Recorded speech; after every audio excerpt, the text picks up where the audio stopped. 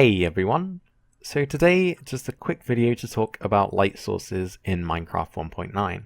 Now, lighting isn't a major aspect in map making, but there are actually technically 11 new light sources in Minecraft 1.9. And let's face it, the more light emitting blocks there actually are, the less or fewer limitations there are, and therefore, hopefully, the more creative people can be with those sort of new blocks and everything in map making.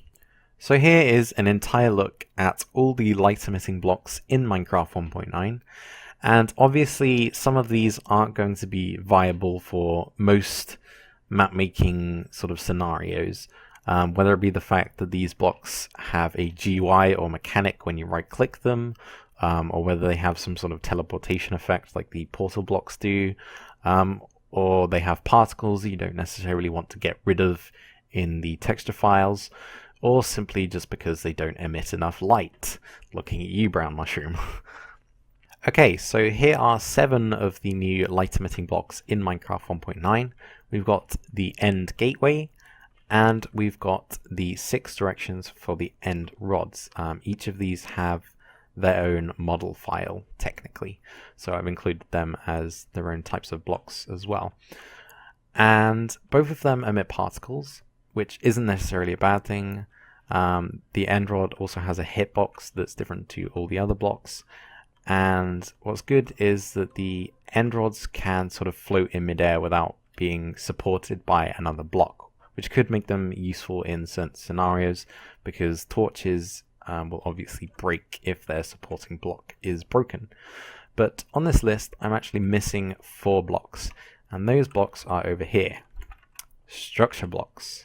So these are the structure blocks, and if you haven't seen them before, they are used internally by Mojang to create the structures like the end cities and everything like that, just to make it easier for them.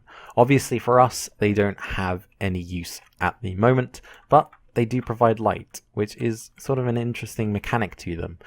They are also completely unobtainable in survival. They're completely unbreakable. They don't actually have an item assigned to them, and the only way to actually place them is to use set block structure underscore block, and then obviously add the 0, 1, 2, or 3 data values at the end of it.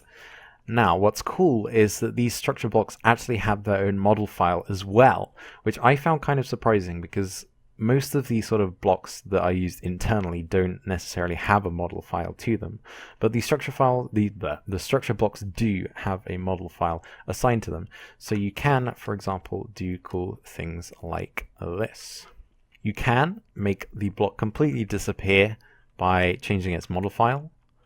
Useful for creating invisible sort of lighting, for example. The only problem is it cannot be touching another block, because obviously it will have the culling issue. You can disguise it as another type of block. You could disguise all 4 of them as different types of blocks, so they can blend in with walls or something, to light up builds easier. I think that's pretty damn cool. You could create an entirely new sort of block with it. I just used the portal texture because I was lazy, but you could do that, or you could create an entirely new model with it. I just borrowed this from my planetary confinement map. But you can do all sorts of things with these new blocks. Obviously, again, make sure it doesn't cull with anything like that, but it can be useful if it's just like that, for example. So anyway, that's the end of this video. I hope you enjoyed, and as always, I'll see you in the next one. Bye for now.